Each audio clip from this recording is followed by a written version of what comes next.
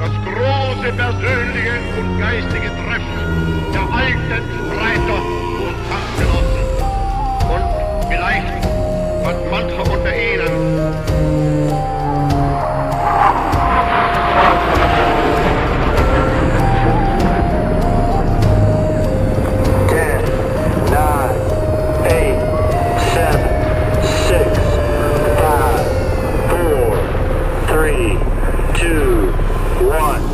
Bienvenidos a Archivos del Tiempo, podcast.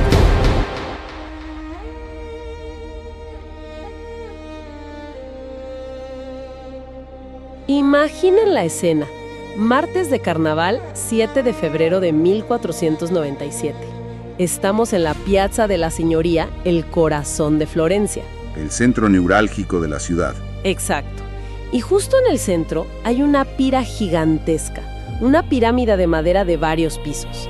Y la gente, la multitud, mira cómo la arrojan de todo. Ve todo, literalmente. Espejos, cosméticos, vestidos de seda, laudes. Pero la cosa no para ahí. No, eso es solo lo superficial. Claro, porque también vuelan a las llamas libros de Ovidio, de Boccaccio, manuscritos con canciones y hasta pinturas. Obras de un valor incalculable. Esta fue la famosa o infame Hoguera de las Vanidades. Y el arquitecto de todo esto, el hombre que encendió esa llama, era Girolamo Savonarola, un fraile dominico que con sus sermones se había convertido en el líder de la ciudad más brillante de todo el Renacimiento. Y esa es, pues, la gran pregunta. ¿Quién era este hombre?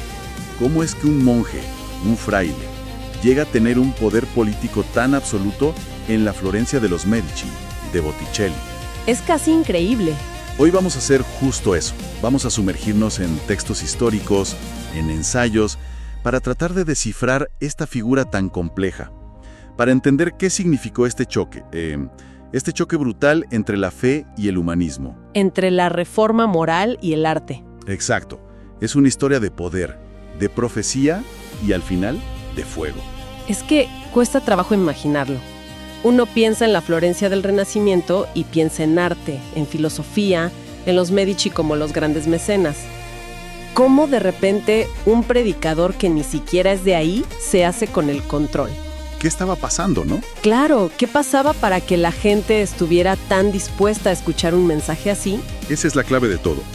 Hay que entender el contexto, el terreno. La Italia de finales del siglo XV era, sí, increíblemente próspera. Un motor cultural para Europa, pero políticamente era un caos. Un mosaico de ciudades-estado, todas compitiendo. Un mosaico, esa es la palabra. Ciudades-estado, ducados, los estados pontificios, un juego constante de alianzas y traiciones. Una paz muy, muy frágil. Y ahí Lorenzo de Medici, el Magnífico, era la figura que mantenía todo en un equilibrio muy delicado, ¿cierto? Exacto. Lorenzo era el gran diplomático, el que mantenía la paz. Pero ese equilibrio estaba a punto de hacerse añicos. Y es justo ahí donde entra Savonarola. Y lo más curioso es cómo llega a Florencia. Ahí está la gran ironía. A ver, cuéntame, porque él no era florentino. Orden de los dominicos. Pero fíjate, es invitado a predicar en Florencia en 1490 por el mismísimo Lorenzo de Medici. Por Lorenzo, vaya. Y no por iniciativa propia. Lorenzo lo hace a instancias de uno de los intelectuales más brillantes de su círculo, el humanista Pico della Mirandola. O sea que el propio sistema al que luego va a atacar... Es el que le abre las puertas. Una paradoja total. Increíble. Y su mensaje, cayó en tierra muy fértil. Porque detrás de la fachada de arte y riqueza, Florencia sufrió una crisis económica muy, muy profunda. O sea que no todo era tan brillante. No. Los bancos de los Medici empezaban a quebrar, había talleres cerrando, desempleo, un malestar social muy grande. Y en ese contexto llega este hombre con una oratoria magnética, hablando de visiones apocalípticas y denunciando, me imagino. Denunciando el lujo de los ricos, la corrupción del clero y, sobre todo, apuntando directamente al Papa en Roma, a Alejandro VI, el Papa Borgia. La gente estaba desesperada por un mensaje así. Y entonces el equilibrio de Lorenzo se rompe. Se hace añicos. Primero, Lorenzo el Magnífico muere en 1492. Y su sucesor, su hijo Pedro, era, un desastre. arrogante, sin experiencia. El golpe de gracia. El golpe de gracia llega en 1494. El rey de Francia, Carlos VIII, invade Italia. Y Pedro de Medici, en pánico, le cede ciudades y fortalezas clave sin siquiera luchar. Una humillación total para el orgullo florentino. Una traición, así lo vieron. Se enfurecieron, lo expulsaron a él y a toda su familia. Y de repente, Florencia tiene un vacío de poder gigantesco. ¿Y quién lo llena? Savonarola. Claro, él ya venía profetizando algo así, ¿no? La llegada de un nuevo Ciro que purificaría Italia. De manera magistral, para la gente, la llegada del rey francés fue la confirmación de sus profecías. Y las familias ricas que odiaban a los Médicis vieron en él al instrumento perfecto para legitimar un nuevo gobierno. Lo usan en cierto modo. Lo usan, sí. Lo envían a negociar con el rey Carlos VIII. Y de la noche a la mañana, ese fraile se convierte en el líder moral, religioso y en la práctica político de la nueva República de Florencia. Y ahí es cuando todo cambia. Hunde el Gran Consejo y empieza a moldear la ciudad a su imagen y semejanza. Y eso nos trae de vuelta a la hoguera. Porque una vez que tiene el poder, es cuando vemos su visión en acción.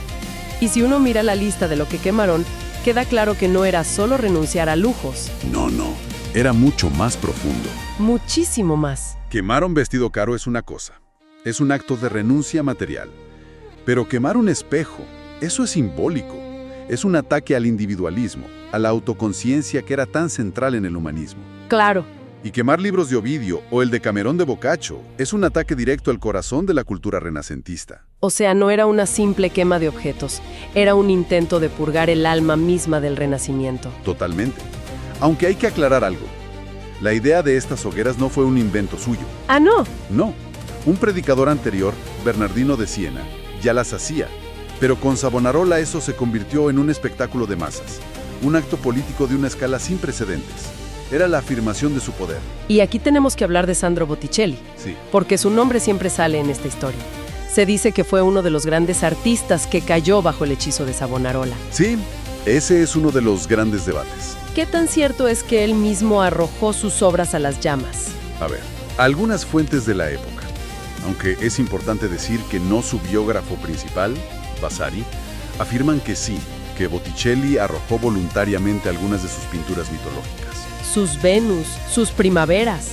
Quizás, pero no tenemos una prueba definitiva, un testimonio directo que lo confirme al 100%. Pero el impacto en él fue real, de eso no hay duda. Indiscutible. Aunque no quemara sus obras, lo que sí es un hecho es que su arte da un giro de 180 grados. Su estilo se vuelve más austero, más oscuro, más espiritual. Hay obras que lo demuestran, ¿no? Claro, su pintura tardía, La Natividad Mística, del año 1500, es la prueba más clara.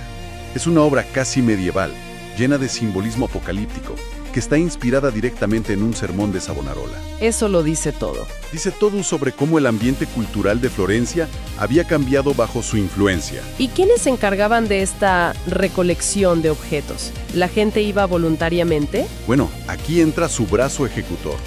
Grupos de sus seguidores más fanáticos, principalmente jóvenes, a los que llamaban los Piagnonio. Los llorones. Los llorones, exacto, porque se lamentaban por los pecados del mundo.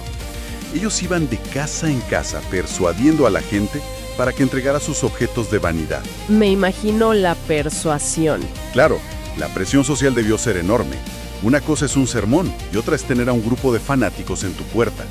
Lógicamente, este nivel de poder en Florencia tenía que chocar con un poder todavía mayor, el Papa en Roma. Era inevitable, un choque de trenes. Los sermones de Savonarola contra Alejandro VI eran brutales, directos. Lo acusaba de todo. Un desafío frontal a la autoridad papal. Totalmente. Y al principio, el Papa no podía hacer mucho por el tema del rey de Francia, que era el protector de Savonarola. La geopolítica. Siempre es la geopolítica. Pero en 1495 las cosas cambian. El Papa forma una alianza, la Liga Itálica, y fuerza al ejército francés a retirarse. Y de repente Alejandro VI tiene las manos libres para actuar contra ese fraile rebelde. Y ahí empieza la escalada final. Paso a paso. Primero, el Papa le prohíbe predicar. Savonarola obedece unos meses, pero el gobierno de Florencia le insiste para que vuelva. Y lo hace. Desobedece al Papa. Y la respuesta del Papa es la bomba atómica de la época. El 13 de mayo de 1497 lo excomulga, lo acusa formalmente de herejía y sedición, que para un clérigo eso es el fin. Pero él no se detiene. No, redobla la apuesta.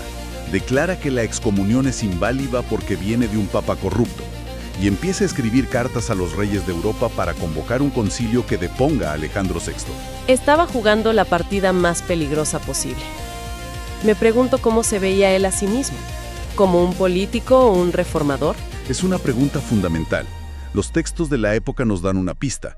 Él no se veía como un político, él se veía como un profeta. Un enviado de Dios. Exacto, y hay que entender que la profecía en ese entonces no se basaba en pruebas racionales, se basaba en lo que llamaban certeza subjetiva. O sea, una convicción interna absoluta de que hablas en nombre de Dios. Precisamente, su poder no venía de demostrar que tenía razón, sino de su capacidad para hacer que la comunidad creyera en su palabra.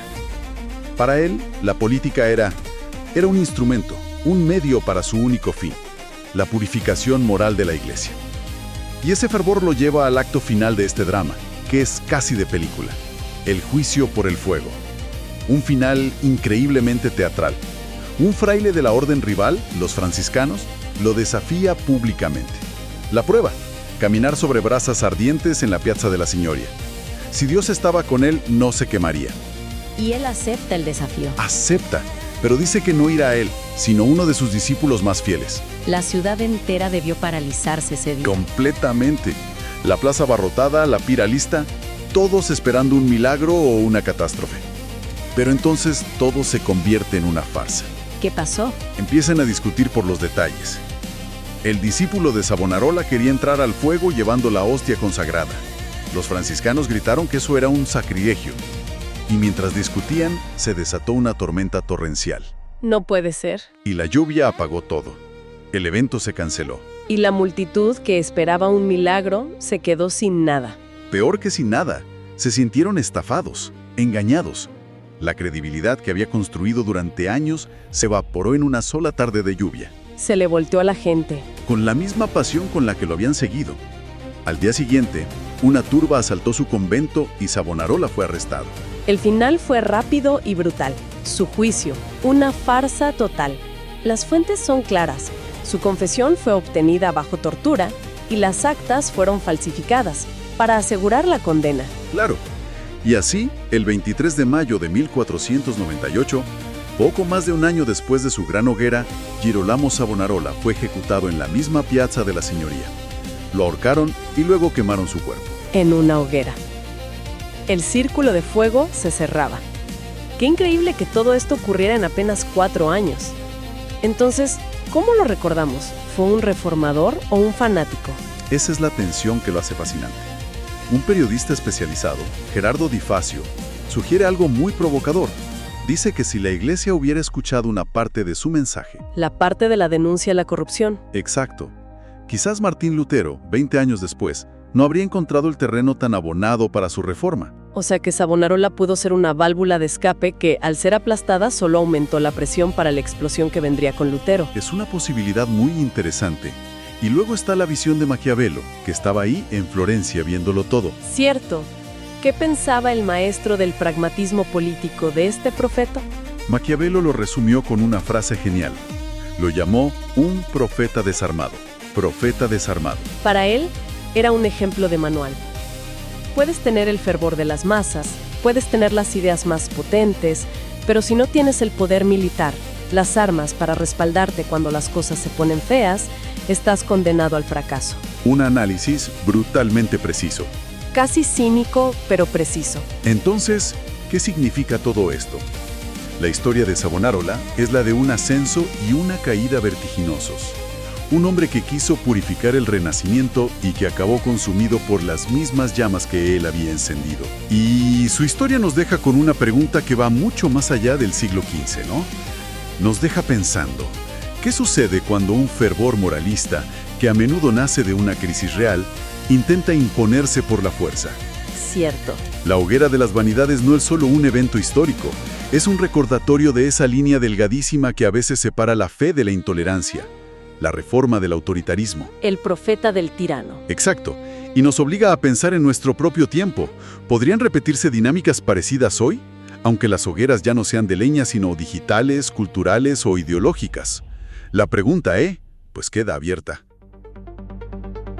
El tiempo avanza, pero la historia nunca se detiene. Gracias por escuchar y hasta nuestro próximo encuentro.